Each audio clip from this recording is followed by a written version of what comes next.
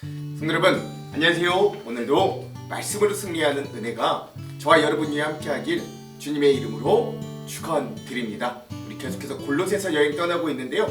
지난 시간의 내용을 한번 기억해 보겠습니다. 우리 지난 시간에는 2장의 중반부, 특별히 이제 이 골로새 지역을 위협하고 있던 여러 거짓 철학, 이단 사상 이런 것들에 대해 경계하고 또 대항하는 이 바울의 모습들 함께 좀 봤고요. 지난 시간에는 거짓 철학, 특별히 영지주의와 우리 율법주의에 대한 경계에 대해 함께 나눴습니다. 세 가지 은혜 나눴는데, 첫 번째, 거짓 철학, 영지주의의 공허함과 속임수에 주의하라 라고 하는 것이었습니다. 세상에 거짓 철학이 많습니다. 지난 시간에도 말씀드렸지만 각자 뒷골목 깡패한테까지도 각자의 철학이 있다고요. 그리고 그 철학이 많은 이들에게 이 설득이 되면 그게 주의가 되기도 합니다. 민주주의, 공산주의 할 때 그 주의 말하는 거죠. 그런데 우리 그리스도인들이 따라야 되는 건 그런 세상의 어떤 거짓 철학이 아닙니다. 특별히 이 당시 교회들을 휩쓸고 있었던 영지주의라고 하는 이단이 있었는데, 이 육신보다는 영적인 것이 훨씬 더 선하다. 육적인 것은 악하기 때문에 별로 이 구원에 상관없이 오직 영적인 것에만 구원이 있고, 또 하나 이 영적인 것의 구원이 어떤 소수에게만 주어진 영지, 즉 특별한 지식이 그래야만 그 특별한 소수만이 그 지식을 습득하여 구원받을 수 있다라고 하는 그런 이단, 대표적인 이단이었습니다. 그래서 예수님의 몸을 인정하지 않아요. 그랬던 이단들인데, 이런 공허함과 속임수에 주의하라 라고 하는 거죠. 그러면서 뭐라고 말하느냐? 하나님께서는 이미 예수 그리스도를 통해 온 만민들에게 특정 소수에게만 구원을 주신 게 아니라 온 만민에게 구원의 길을 다 열고 이미 밝혀주셨다. 그러니 이런 거짓 철학에 속지 말아라. 특정 소수만이 구원의 길을 소유하는 건 결코 아니다 라는 것들을 알려줍니다. 두 번째, 그러므로 너희들이 영적인 할례의 세례를 받으라 라고 바울이 이야기하는 것이죠. 오늘 우리가 육적인 할례가 아니라 우리의 마음을 찢어 마음의 할례를 받는다는 건 뭘 의미합니까? 옛사람인 나는 죽고 다시 예수를 만난 새 사람이 살아나는 이 세례야말로 우리가 영적으로 받고 영적으로 진정으로 인정받을 영적인 할례다. 그런 세례를 받는 것이 우리가 진짜 영적인 할례로 인해 구원을 얻는 길임을 또한 알려주는 것입니다. 이렇게 영적인 할례를 주장했던 이유는 이 당시에 거짓 철학과 영지주의 또한뿐만 아니라 유대 율법주의가 이 교회들을 위협했기 때문에 그렇습니다. 세 번째인데, 그래서 율법주의에 대해 주의하면서 율법의 진정한 정신을 되찾으라는 거예요. 먹는 규정, 안식일 규정, 성일 규정, 등등등등 수많은 율법이 있지만 그것들이 하나님의 은혜로부터 시작되어서 하나님의 제정 명령이 있고 그 명령이 있을 이후에야 율법과 같은 세부 조항들이 만들어졌던 것처럼 제일 먼저는 은혜다. 제일 먼저는 하나님의 사랑과 은혜다. 이것들을 기억하며 우리가 율법에 대해서 율법을 지킴으로 구원받는 것 아니라, 그렇죠? 구원받는 게 아니라 하나님 예수 그리스도의 은혜만으로 충분하다. 그래서 거짓 철학이든 영지주의든 율법주의든, 그리고 오늘 또 우리가 함께 나눌 천사 숭배든 금욕주의든 간에 이 당시의 이단들의 가장 공통적인 특징, 그 핵심에는 예수 그리스도만으로는 부족하다라는 거예요. 그러나 바울은 계속해서 말하는 거죠. 아니다. 예수 그리스도 한 분만이면 충분하다라고 이야기하는 건데, 오늘도 그런 내용들을 좀 이 지난 시간에 함께 나눴으면 좋겠습니다. 자, 오늘은 그래서 골로새서 2-3의 시간입니다. 거짓 가르침, 이단 사상에 대한 경계 두 번째 시간이고요. 오늘의 분량은 2장의 마지막 후반부인 18절에서 23절까지 함께 보겠습니다. 제목을 짓자면 천사도 금욕도 아닌 오직 그리스도라고 하는 제목을 지어보았습니다. 오늘 내용 제목 그대로예요. 자, 그럼 오늘 이 부분에 대한 두 가지 맥을 짚어보고 맥에 따라 우리 내용과 주안점 한번 살펴보고, 먼저 첫 번째, 우리 골로새 교회를 위협하던 천사 숭배 오늘 나오는데, 천사 숭배에 대해서 알아보고 오늘날 우리에게도 이런 위협이 없는지, 또 우리의 모습에 이런 것 없는지 한번 살펴봤으면 좋겠습니다. 두 번째도 마찬가지인데요. 오늘 골로새 교회를 위협하던 금욕주의에 대해서도 알아보고 오늘날 우리에게도 이런 위협 또는 우리 모습에도 이런 건 없는지 한번 되돌아보고 깊이 살펴보는 시간이 되었으면 좋겠습니다. 자, 이런 두 가지 맥을 짚으면서 오늘 내용과 주안점을 한번 같이 읽어볼게요. 먼저 내용을 살펴봅시다. 자, 먼저 우리 이 골로새서 2장 후반부의 내용은 천사 숭배와 금욕주의에 대해서 경계합니다. 앞에서는 거짓 철학, 영지주의와 율법주의에 대해서 경계했다면 이제는 천사 숭배와 금욕주의에 대해서 경계해요. 먼저 천사 숭배에 대해 이렇게 경계합니다. 겸손한 체하며 천사를 숭배하는 무리들이 있습니다. 환상을 보았다고도 하는 그들의 말에 귀를 기울이지 마십시오. 그들은 자신들의 인간적인 생각과 어리석은 교만으로 들떠 있으며 머리 대신 그리스도를 따르지 않고 마음대로 행하고 있습니다. 몸은 머리에 붙어 있어야 합니다. 그래야 몸의 각 마디가 서로 도와 영양분을 받아 유지하고 하나님이 바라시는 모습으로 자라갈 수 있는 것입니다.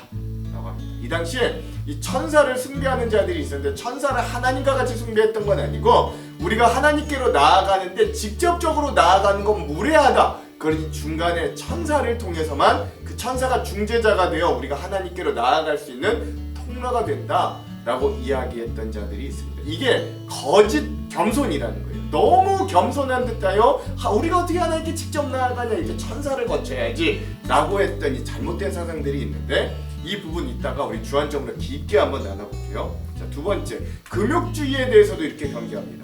그리스도와 함께 죽은 여러분은 이 세상의 헛된 규칙들로부터 자유로운 사람들입니다. 그런데 왜 이 세상에 속한 사람들처럼 행동하십니까? 왜 아직도 이것은 붙잡으면 안 된다, 저것은 맛보아도 안 된다, 만지지도 말아야 하는 등의 규칙에 얽매여 있는 것입니까?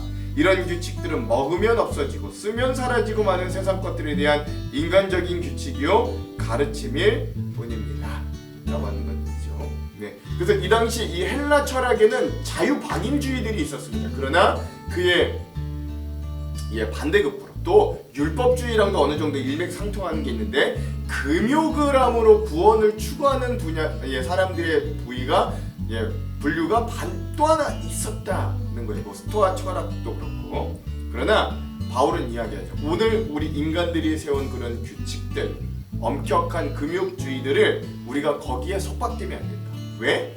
그건 우리 자기 의를 만들어내기 때문입니다. 그래서 이 부분도 이따가 우리 주안점으로 깊게 나눠볼게요. 그 이후에 이단 경계에 대한 결론이 이렇게 내립니다. 그것을 따르는 사람들이 훌륭해 보일지 모르나 그건 다 사람들이 만든 종교적 관습들입니다. 거짓된 겸손으로 자기 몸을 괴롭히기만 할 뿐 마음속에 파고드는 악한 욕망과 죄를 이겨내게 할 수는 없습니다.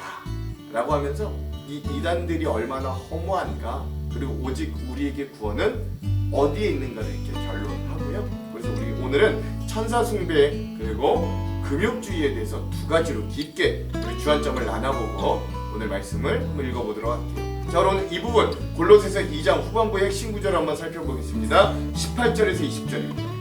아무도 꾸며낸 겸손과 천사 숭배를 이유로 너희를 정죄하지 못하게 하라. 그가 그 본 것에 의지하여 그 육신의 생각을 따라 헛되이 과장하고 머리를 붙들지 아니하는지라. 온몸이 머리로 말미암아 마디와 힘줄로 공급함을 받고 연합하여 하나님이 자라게 하심으로 자라느니라. 너희가 세상의 초등학문에서 그리스도와 함께 죽었거든 어찌하여 세상에 사는 것과 같이 규례에 순종하느냐. 아멘. 그렇죠?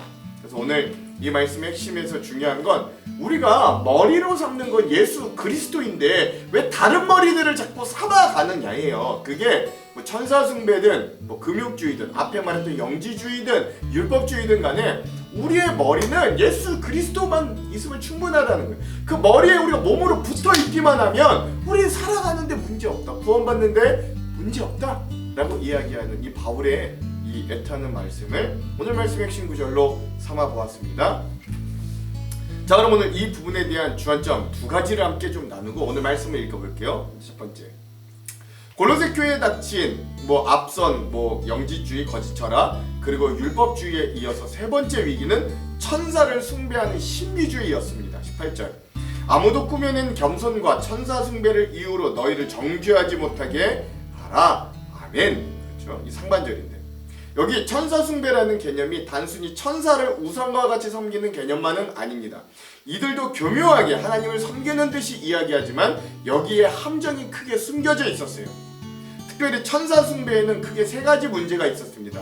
첫째가 바로 그들은 중재자를 잘못 세웠던 오류를 범했다는 거예요.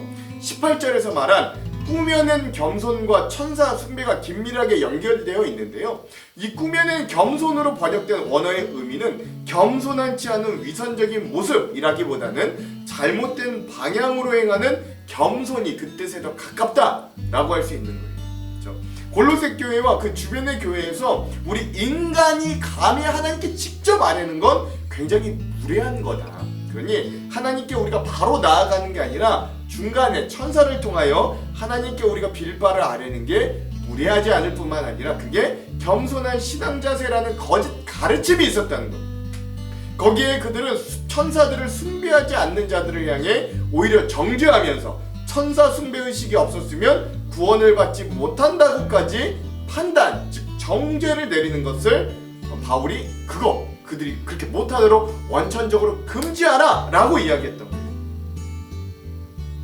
우리가 받은 유일한 직통 계시인 성경은 어디에도 천사를 통해 하나님께 아뢰야 된다는 말씀이 없습니다.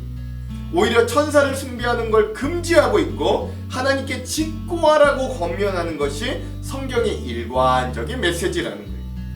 또한 우리의 유일한 중보자는 예수 그리스도뿐입니다. 디모데전서 2장 5절. 하나님은 한 분이시요 또 하나님과 사람 사이의 중보자도 한 분이시니 곧 사람이신 그리스도 예수라. 아멘. 그렇죠. 오늘날에도 예수님 대신에 어떤 다른 특정한 목회자 또는 성인, 특정 인물이나 영적 존재를 의지하려는 경향들이 여전히 있습니다. 그들을 어떤 중보자로 세우려고 그러죠. 그러나 교회 안에서 어떤 존재도 중보자 되시는 예수 그리스도의 자리를 대신할 수 없음을 기억해야 됩니다. 그러므로 우리 성도들은 삼위일체 하나님께로 직접 나아가야 돼요. 왜냐하면 하나님은 우리의 아빠, 아버지가 되시기 때문입니다. 따라서 천사를 통해서 아뢰는 것이 결코 겸손한 것이 아니라 오히려 하나님의 하나님 되심을 인정하지 못하는 거짓 신앙이 된다는 거죠. 하나님은 여전히 우리와 직접적으로 교제하고 만나기를 원하십니다. 우리의 인격과 주님이 만나 부딪혀 일어나기를 간절히 소망하고 계신다는 것. 여러분, 우리가 잊어서는 안 돼요. 두 번째, 천사 숭배의 또 다른 심각한 문제는 바로 체험 중심의 건강하지 못한 신비 신앙을 팽비하게 만들더라 라고 하는 데 있습니다. 18절의 후반부, 그가 그 본 것을 의지하여 그 육신의 생각을 따라 헛되이 과장하고. 아멘. 그렇죠. 특히 바울은 이 천사 숭배의 거짓 교사들이 자신들이 본 것에 의지하여 그 육신의 생각을 따라 자기의 경험을 과장한다고 이야기하고 비판하고 있는 거예요. 이들이 극단적인 신비주의자들임을 밝히고 있는 거죠. 이들은 천사를 통해서 자기가 본 체험, 어떤 영적인 환상, 신비한 체험을 막 과장하면서 자기의 신앙을 막 뽐낸 사람들이었습니다. 물론 우리 신앙의 영역에서 반드시 신비의 영역이 있다는 건 사실입니다. 또한 하나님께서 신비한 일들을 통해 역사하실 수도 있어요. 그러나 그것이 신앙의 본질이 될 수는 없다는 한계도 분명히 인식해야 됩니다. 그래서 바울은 이것을 헛된 생각을 따라 육신의 마음이 교만, 과장된 것이라고 경고하고 있음을 기억해야 됩니다. 참된 신앙의 중심은 그리스도와의 연합, 예수님과의 연합이고 체험은 열매일 뿐이지 그 근거가 되지 못하는 거예요. 근데 중요한 건 이 신비주의자들은 사도시대는 물론이요, 그 이후에 오늘날까지도 자신만이 하나님의 직통 계시를 받았다는 듯 환상과 계시로 점철된 신비주의적인 색채를 띠고 성도들을 여전히 현혹시키고 있다. 이게 바울 시대만 아니라 중세만 아니라 여전히 오늘날 이단들도 그러고 있다는 겁니다. 그러나 예수님께서 이 땅에 오시고 신구약 성경이 우리의 손에 주어지면서 우리에게 주어진 직통 계시는 오직 하나님의 말씀이니 성경과 우리의 손에 그것들을 그 말씀을 알아듣게 풀어 설명해주는 설교의 말씀과 또 말씀 자체이신 예수 그리스도 외에는 더 이상 그리스도인들에게 직통 계시란 없다는 것 기억하십시오. 그러므로 자신이 직통 계시를 받았다고 주장하는 이단과 거짓 교사들은 예수 그리스도가 인류에게 주어진 최종적이고 완전한 계시임을 그것을 무시하고 있는 자들이다 라고도 이야기할 수 있는 거예요. 그러므로 오늘 우리에게 주어진 최고의 계시이자 그 계시의 완성 계시는 바로 오직 그리스도 예수뿐입니다. 이렇게 자신의 영적인 자랑과 교만은 공동체의 분열이 되어 예수 그리스도께서 교회의 머리이심을 결국 가려지게 만드는 거죠. 왜냐하면 그리스도인의 신앙의 본질은 자랑이 아니라 겸손히 그리스도를 붙드는 것이기 때문에 그렇습니다. 그러므로 세 번째, 천사 숭배의 문제점은 바로 그리스도 중심성이 훼손되게 만든다라는 데 있는 거예요. 바울은 천사 숭배자들로 인해 교회의 머리 되신 그리스도와 교회가 자신들의 머리 되신 예수 그리스도와 분리되고 떠나게 된다고 이렇게 경고합니다. 19절. 머리를 붙들지 아니하는지라 온몸이 머리로 말미암아 마디와 힘줄로 공급함을 받고 연합하여 하나님이 자라게 하심으로 자라느니라. 아멘. 그렇지. 온전하고 정상적인 교회라면 교회가 따라가야 되는 머리는 예수 그리스도이십니다. 그럼에도 불구하고 머리 대신 예수 그리스도를 붙들기를 거부한다면 그 교회는 교회로서의 정체성에서 한참 벗어난 공동체가 될 거예요. 이 당시 골로새 교회 천사 숭배자들은 자신들의 육신적인 생각, 주관적인 인상을 따라 신비주의적인 거짓 가르침, 주로 명상을 하는 방식으로 이 성도들을 현혹하는 거짓 교사들이었는데, 이런 거짓 교사들은 결국 예수 그리스도로부터 우리 교회가 성도들이 떨어지게 하는 자들로 역할했다는 겁니다. 이에 바울은 19절 후반절에서 온몸이 머리로 말미암아 마디와 연합하여 하나님이 자라게 하심으로 자라나니라 하면서 우리 교회의 머리 대신 예수 그리스도에게 붙어 있어야만 그 그리스도와 연합이 되어 자라날 수 있다. 그것만이 유일하다라고 말하는 거죠. 요한복음 15장 5절에도 이런 말씀이 있잖아요. 나는 포도나무여 너희는 가지라. 그가 내 안에 내가 그 안에 거하면 사람이 열매를 많이 맺나니 나를 떠나서는 너희가 아무것도 할 수 없으니라. 아멘. 그렇습니다. 특히 이 19절에 하나님이 자라게 하심으로 우리가 자란다 라고 하는 의미는 교회 성장의 궁극적인 원인자는 인간의 신비적인 체험이나 어떤 우리가 꾸며낸 겸손이나 천사의 능력이 아니라 하나님 아버지 자체이심, 예수 그리스도 자체이심을 관가해서는 안 된다라는 걸 알려주는 거죠. 바울이 아무리 훌륭한 사도여도 아볼로가 아무리 훌륭한 목회자였어도 그들이 씨를 뿌리고 물을 주어도 결국 자라게 하시는 분은 하나님뿐임을 잊어서는 안 된다는 거죠. 후에 이 천사 숭배는 결국 이단으로 공의회에서 결정이 되어 금지되기까지 했습니다. 정리하자면 이 천사 숭배는 결국 예수 그리스도보다 다른 것에 의존하는 신앙을 상징하는 거예요. 오늘날 교회는 형태만 다를 뿐 같은 유혹들을 여전히 강하게 받고 있습니다. 그러므로 교회는 오직 머리 대신 예수 그리스도 안에 뿌리를 내리고 그분으로부터 생명과 성장을 받아야 되는 거죠. 오늘 우리의 교회에도 신앙을 가장하여 하나님보다 더욱 중요하게 여겨지는 것들이 없는지 잘 살펴보기를 먼저 간절히 소망합니다. 자, 오늘의 마지막 두 번째, 골로새 교회에 닥친 또 다른 네 번째 위기는 바로 금욕주의의 위협이었습니다. 21절 22절. 곧 붙잡지 말고 맛보지도 말고 만지지도 말라 하는 것이니 이 모든 것은 한때 쓰이고 없어지리라. 사람의 명령과 가르침을 따르느냐. 아멘. 그렇습니다. 여기 특이하게도 21절과 22절 중반절까지 괄호에 묶어서 이 말씀이 우리에게 주어지는데, 이 괄호로 묶어놓은 내용은 바울이 이 당시 1세기 금욕주의자들의 대표적인 어떤 금지 명령들을 인용하고 거기에 따른 개인의 견해를 밝히는 부분이라고 할 수 있는 거예요. 그러니까 이 당시 금욕주의자들이 이런 말을 주로 했다는 거죠. 붙잡지도 말고 맛보지도 말고 만지지도 말라 이랬다는 거예요. 바울은 이 당시 금욕주의자들의 가르침을 세상의 초등학문과 같다라고 표현했습니다. 세상의 종교는 금욕을 자기의 수양과 구원을 이루는 수단으로 사용했고, 골로새 교회 안에도 이 같은 금욕을 자기 수양과 구원을 이루려는 어떤 신앙, 금욕주의적인 신앙이 있었던 것 같아요. 이들은 붙잡지 말라, 맛보지 말라, 만지지 말라는 규칙들을 강조했습니다. 이는 우리 신앙이 부분적이고 일시적인 것에 불과한데 마치 영적인 성숙의 길인 것처럼 그것들을 가르쳤다는 데 문제가 있는 거예요.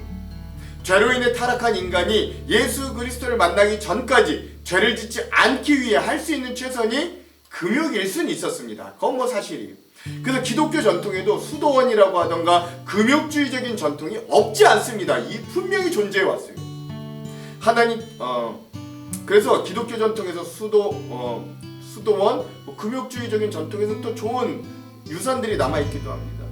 하나님께서 선물로 주신 기본적인 욕구가 우리의 본능이 본래 욕구의 목적을 상실했기 때문에 우리의 욕망에 따라 사는 건 더 이상 인간의 자연스러운 하나님이 원하시는 삶의 방식이 아니라 그 욕망에 따라 죄를 따라 살기 때문에 어찌 보면 기독교 신앙의 영역에서 금욕주의적인 모습과 태도가 나타나는 건 당연한 현상 중에 하나다라고도 볼 수 있습니다. 그런데 바울은 이 금욕주의적인 신앙을 사람의 명령과 가르침이라고 표현했다는 점을 좀 주목할 필요가 있습니다. 바울이 금욕주의에 대해 이렇게 말한 이유가 특별히 있습니다. 일반적으로 사람들이 만들어낸 종교는 자신이 더 도덕적으로 되고 욕망을 절제함으로 신에게 나갈 수 있다, 구원을 얻을 수 있다고 교훈한다는 공통적인 특징들이 있다는 거예요.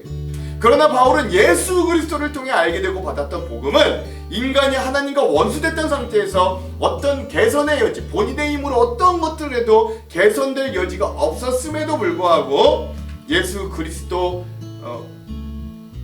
하나님께 우리 인간, 죄인된 우리 인간들이 그저 온전히 받아들여졌고 성품의 변화와 행동의 변화 등이 성령님 안에서 열매로 나타나는 것이라고 선포했던 거예요. 우리 금욕주의적인 노력이 우리가 하나님께로 받아들여지는데 사용되지 않았다, 전혀 않았다라는 거죠. 즉 금욕주의라는 게 겉모습으로는 아주 경건해 보이고 우리의 본능을 거스르는 거룩한 행위들로 보이기는 하나 사실 본질적으로 금욕주의적인 행위들이 하나님이 주신 계명이 아니라 엄밀히 이야기하면 우리 사람들이 만들어낸 규율이라는 본질을 집었던 거예요. 결국 신앙을 하나님 중심이 아니라 인간의 전통과 규칙 중심으로 바뀌어버린 결과들을 그걸 우리가 의도하지 않았던 만들게 되었던 것 같습니다. 그러므로 예수 그리스도의 전적인 은혜를 입었음에도 금욕이 최선이라고 생각한다면 그건 오히려 복음과 교회를 위협할 수도 있게 되는 거죠. 교회 안에 동일하게 예배드리고 봉사하면서도 금욕주의적인 신앙관에 기초한 것과 복음에 근거한 건 근본적으로 다른 신앙의 동기에서 시작되었기 때문에 전혀 다른 결과들을 만들어내기도 하는 거예요. 이 금욕주의적인 신앙관에 기초한 신앙생활은 열심을 내면 낼수록 예수 그리스도를 드러내기보다는 금욕주의에 철저한 자기의가 드러내는 전혀 다른 결과들 속에 본인이 속해 있을 수도 있다는 걸 꼭 기억하십시오. 반면 복음에 기초한 신앙생활은 어려움 중에서도 믿음으로 살아낼 수 있는 힘을 공급받아 맡겨주신 소망을 끝까지 완주할 수 있고 그러므로 드러나는 건 나의 의가 아니라 예수 그리스도다 라고 할 수 있는 거예요. 우리에게 기본적인 욕구를 창조하신 하나님께서 죄로 인해 상실했던 우리의 본질적인 방향을 예수 그리스도를 통해 회복시켜 주셨고 성령님은 더 이상 우리가 욕망의 노예가 아니라 예수 그리스도의 소유임을 깨닫게 하시고 그 은혜에 합당한 삶으로 인도해 주시더라 라는 거죠. 23절. 이런 것들은 자의적 숭배와 겸손과 몸을 괴롭게 하는 데는 지혜 있는 모양이나 오직 육체를 따르는 것을 금하는 데는 조금도 유익이 없느니라. 아멘. 금욕주의는 율법주의의 연장선상에 있기도 한데 이 금욕주의는 어찌 보면 경건에 도움을 주는 듯한 느낌을 받기도 합니다만 결국 이 금욕주의를 통해 영적인 우위에 앉아 교만하고 정죄하려는 사람들의 마음을 바울은 잘 꿰뚫고 있었어요. 잘 알고 있었습니다. 심지어 금욕주의자들은 겉으로는 지혜롭고 경건해 보였지만 실제적으로는 자기가 정말 근본적으로 가지고 있는 육체의 정욕을 근본적으로 변화시키지 못한다는 한계가 있음도 억제하지 못했다라는 것도 있는 거죠. 즉 겉으로는 철저해 보이는 규율은 사람의 마음을 근본적으로 변화시키지 못한다는 한계가 있음을 바울은 꿰뚫어 보고 있었던 거예요. 이 금욕주의는 결국 자신의 공덕으로 인해 그 믿음이 망가지게 될 것을 바울은 잘 알고 있었습니다.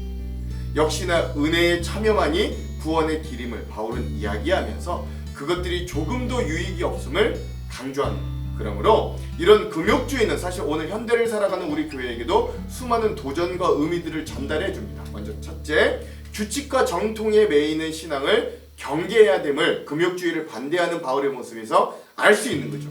오늘날 교회 안에도 이래야 신앙이 좋다, 형식적 규칙이 강조될 때가 있습니다. 예를 들어 특정한 예배 형식, 외모, 주제, 문화적인 전통을 신앙의 본질보다 앞세울 때 이 모든 것들이 다 금욕주의와 다를 바가 없는 거죠. 율법주의도 마찬가지고. 또한 둘째, 금욕주의는 율법주의와 비슷하게 자기의 의로움을 드러내는 교만의 단계로 흘러들어갈 위험이 농후합니다. 내가 해낸 40일 금식, 완벽한 신앙생활의 지킴이 자신을 드러내고 자랑하는 태도로 이어져서 결국 예수를 드러내기보다는 나의 의를 드러내는 함정에 쉽게 빠지게 됩니다. 하지만 신앙은 내가 하는 것이 아니라 그리스도의 은혜로 서는 것임을 여러분 꼭 기억할 수 있어요. 이 아주 좋은 예화가 있어서 마지막으로 함께 나누고 좀 마무리하려고 하는데요. 아시시 프란체스코의 금식 일화 두 가지입니다. 먼저 첫 번째, 프란체스코의 제자들이 스승과 함께 40일 금식을 하고 있었다 그래요. 육체의 욕망을 거스르는 훈련을 호되게 하기 위해 이들은 매일 아침마다 맛있는 죽을 그들 앞에 놓아두고 금식을 이어가고 있었다고 합니다. 와, 대단하죠.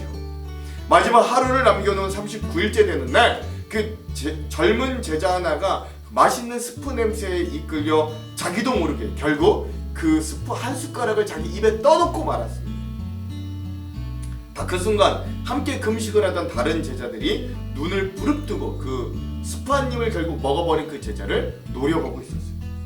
그 눈길 속에 유혹에 넘어간 불쌍한 영혼을 향한 애처로움이 아니라 분노에 찬 정죄에 따가운 시선들이 들어가 있었다는 거죠.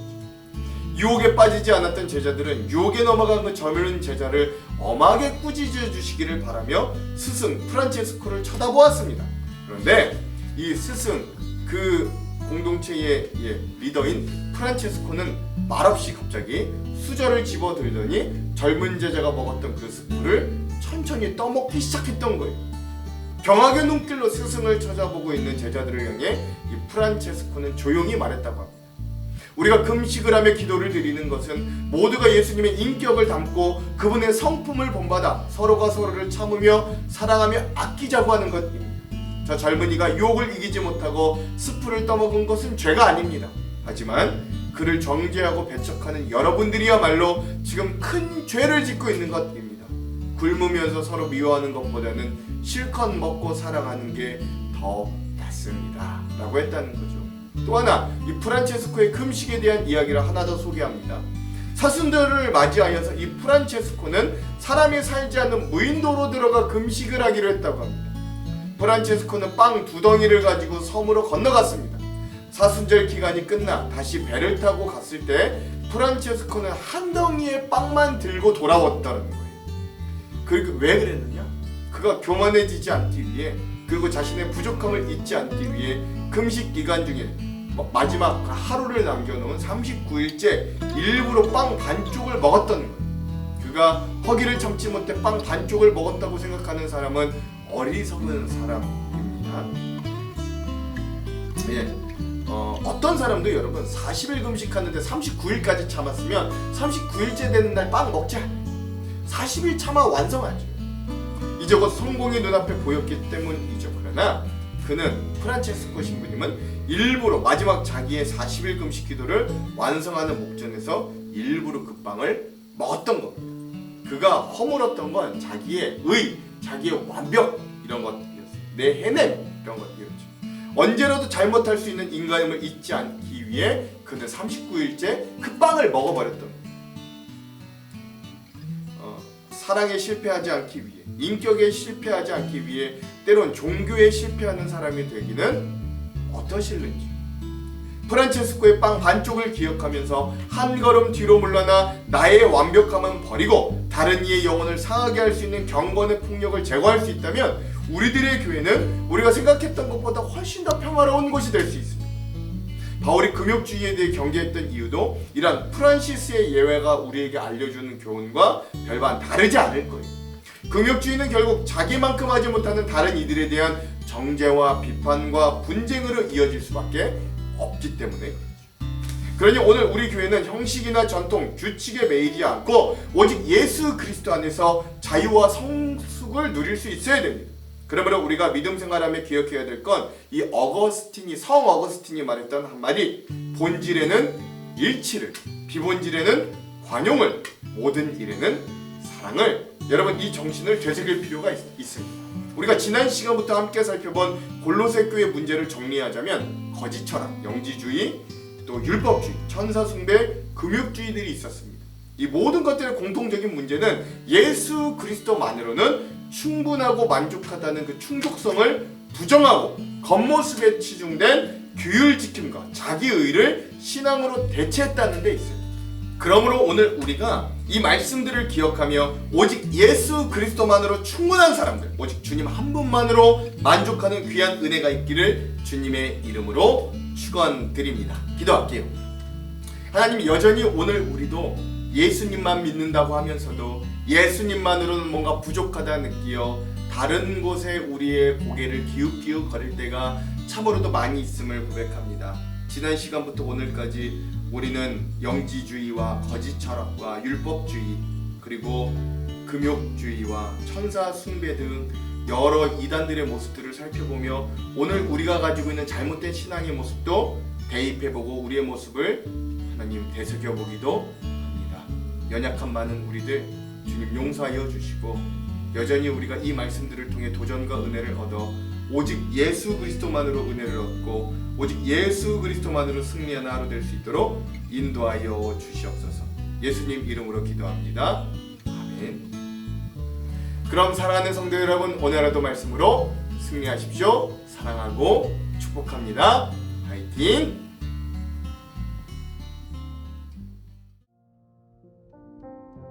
아무도 꾸며낸 겸손과 천사 숭배를 이유로 너희를 정죄하지 못하게 하라. 그가 그 본 것에 의지하여 그 육신의 생각을 따라 헛되이 과장하고 머리를 붙들지 아니하는지라. 온몸이 머리로 말미암아 마디와 힘줄로 공급함을 받고 연합하여 하나님이 자라게 하심으로 자라느니라. 너희가 세상의 초등학문에서 그리스도와 함께 죽었거든 어찌하여 세상에 사는 것과 같이 규례에 순종하느냐. 곧 붙잡지도 말고 맛보지도 말고 만지지도 말라 하는 것이니 이 모든 것은 한때 쓰이고는 없어지리라.